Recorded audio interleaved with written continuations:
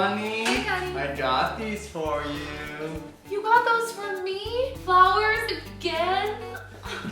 Nikki, these flowers don't even begin to describe how beautiful you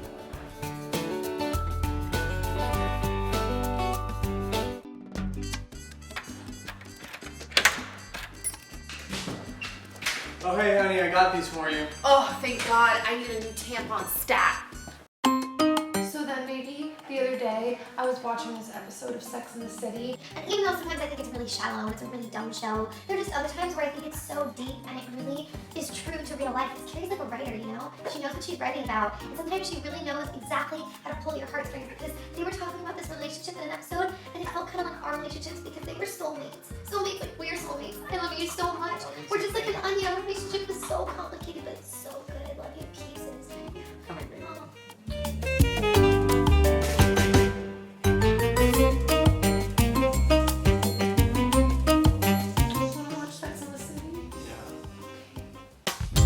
I literally have so much that I have to tell you. I was having so much drama with Ashley today. She literally sat there and she just went on and on and on about the same problem over and over. And she doesn't even realize that she's the one doing it to herself. And it's really weird because it's like, hello, you're doing it to yourself. Like, don't you think like you should know better than to just keep doing stuff to yourself? But she just keeps doing it over and over. And she goes, oh my gosh, I didn't even realize. I didn't even think about it. I'm like, hello, you just texted me about it. I think you thought about it, but you thought about it enough to put it into words into your text message to send it to me. So that means you knew what you were getting into. So why did you do this? Why are you starting all this drama? And they don't even realize, I hate it when friends don't even realize that whatever is going on in their life emotionally affects my life. You know what I mean? Like, it hurts me. It makes me sad. So that was pretty much my day. How was your day? It was fun. You did a lot of cool stuff. Yeah. Okay. Say bye to Daddy. Okay, well, all right.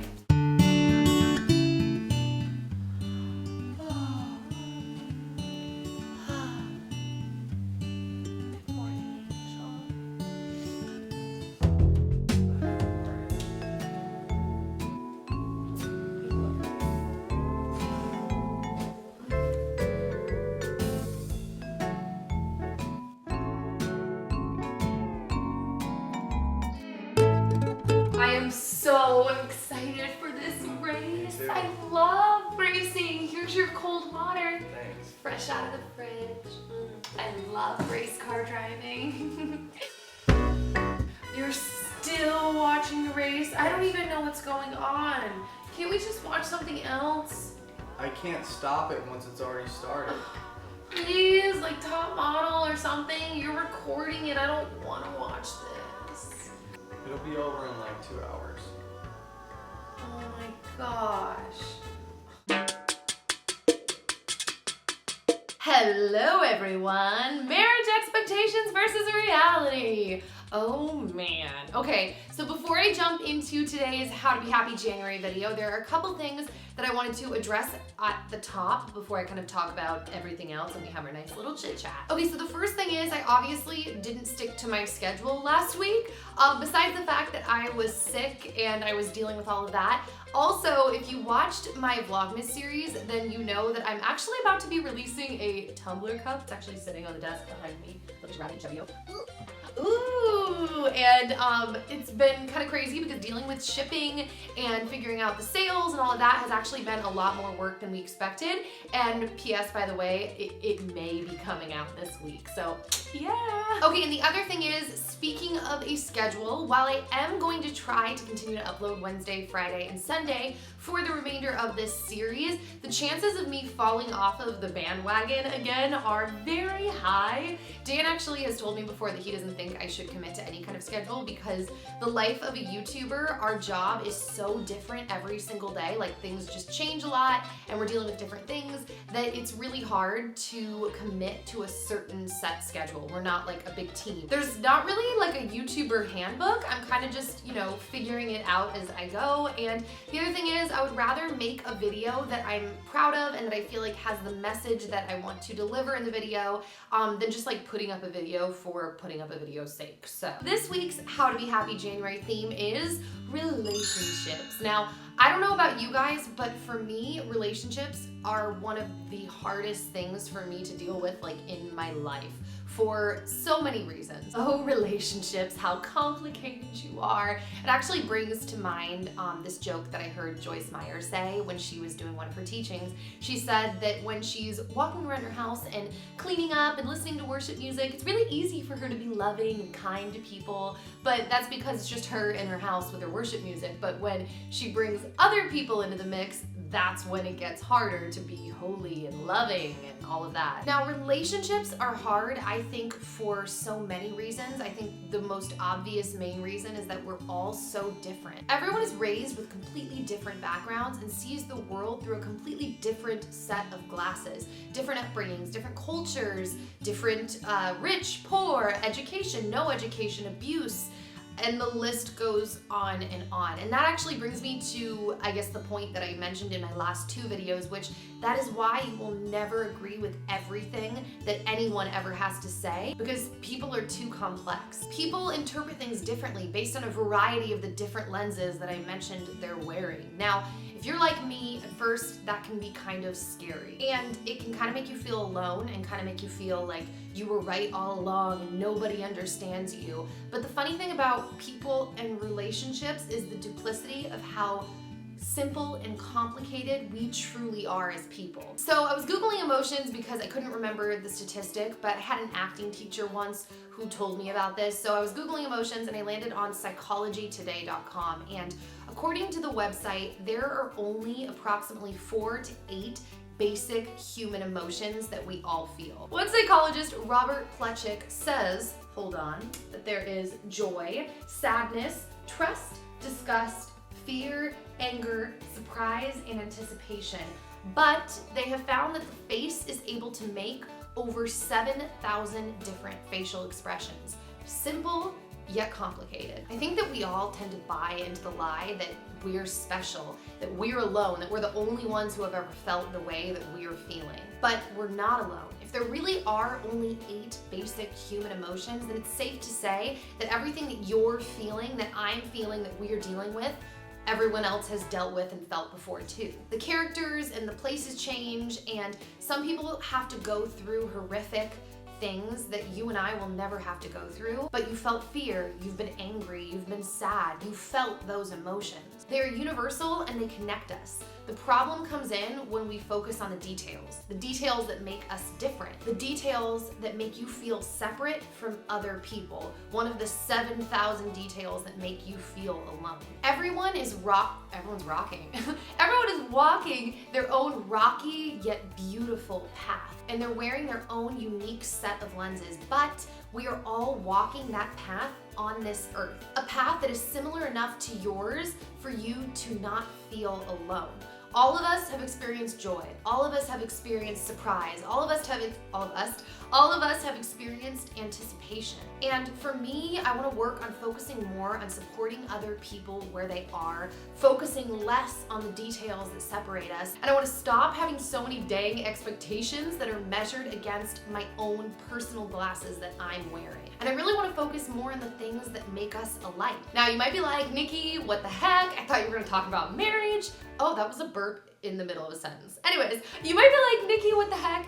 Thought you were gonna talk about marriage, and what does this have to do with marriage? But don't you fret, because I'm gonna tell you what it has to do with marriage right now. I think that this ties into marriage because marriage is just like any other relationship in the sense that you have problems and you have struggles that you have to work through. And if you're not aware of that before going into marriage, that can be a serious problem.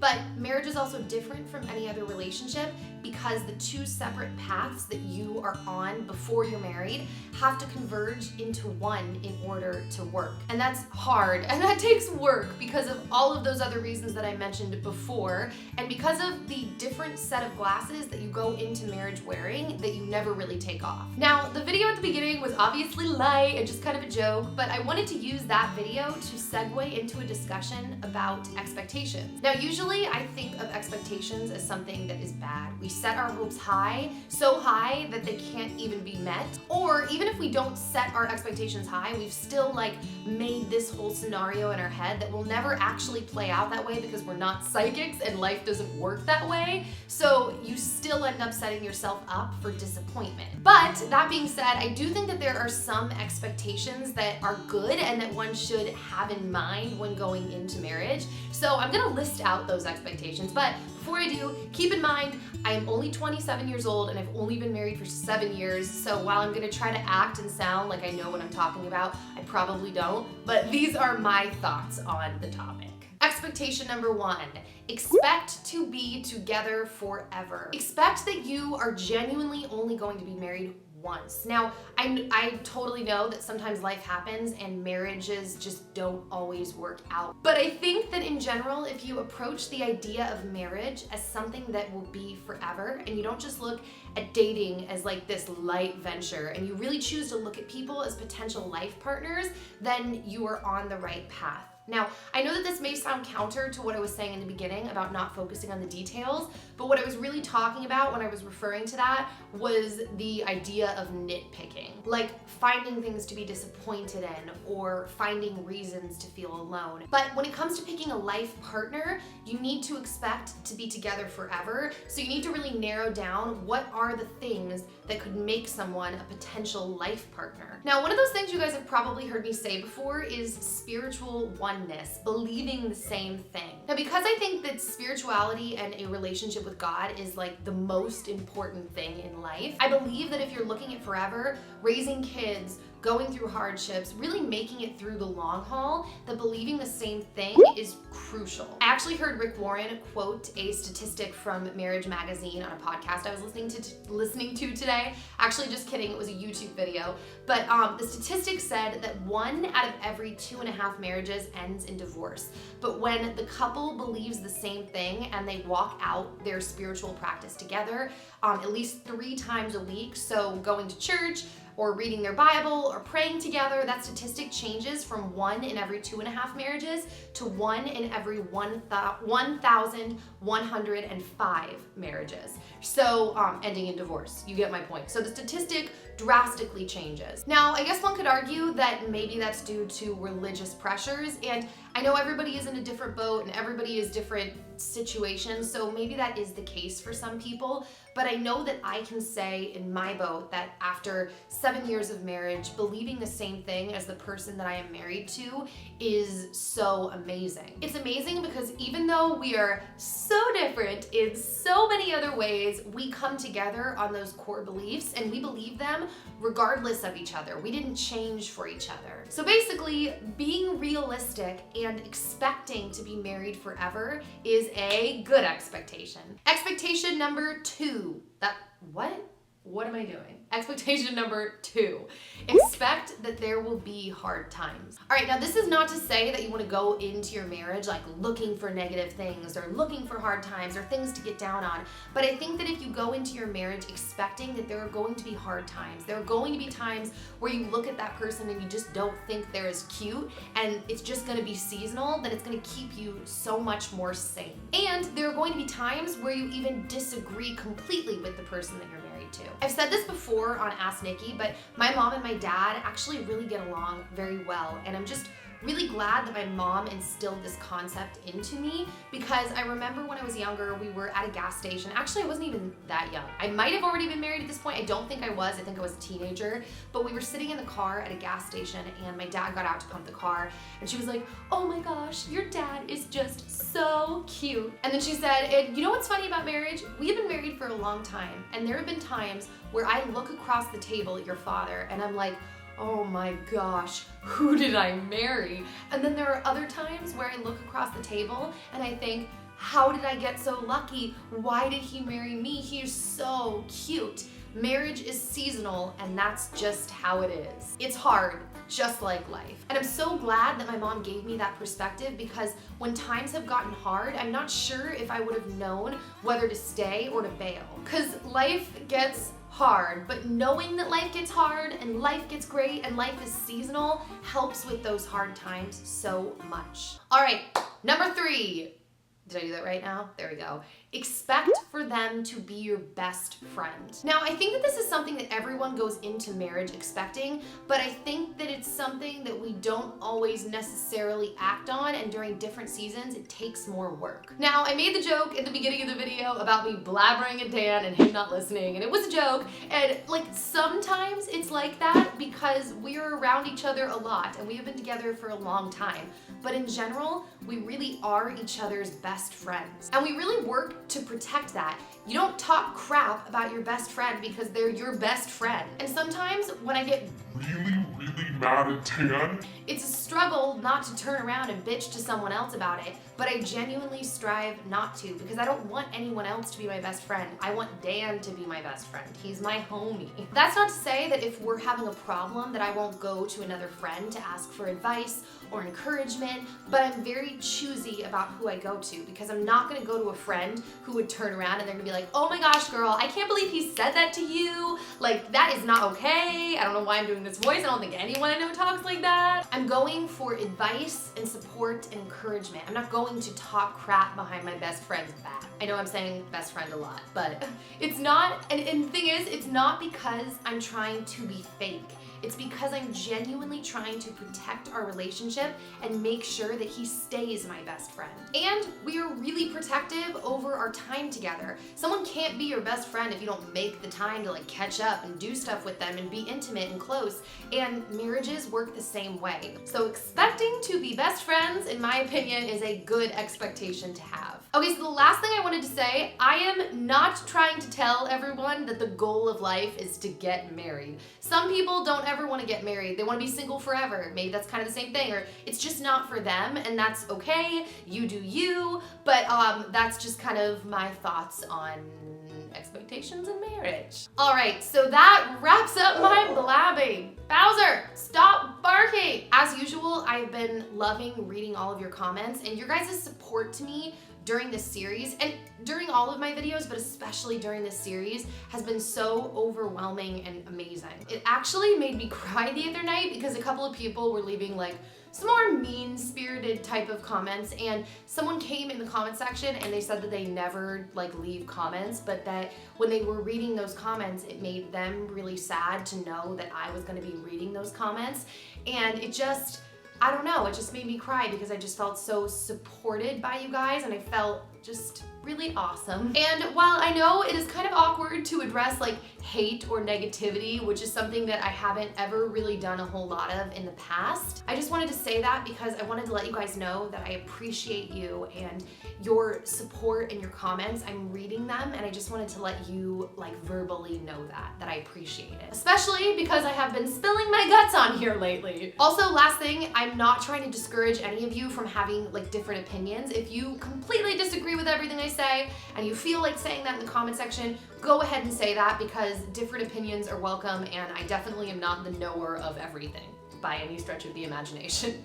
Lastly, if you want to join in on like the little updates of happiness on Twitter, you can just use the hashtag #HowToBeHappyJanuary and you can see what everybody is contributing. Healthy recipes, encouraging quotes, links to blog posts, links to videos, all of that kind of stuff. I call the tweets little happy bites. So you can add to the conversation by using that hashtag in your tweet, or you can just search the hashtag to see what everyone else is saying. I love you all very much. I will see all of you players later. I will actually hopefully be seeing you on Friday. Does this hood fit over my head?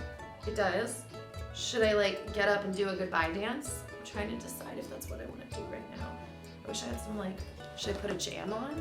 Is there any jam I can put on? Let me think. I gotta put a jam on. Hold on. Gotta adjust my pants. Gotta move the stool so I don't get hurt. Hold your horses. Please be patient, okay? Just chill. Here we go. I call this my lady anthem.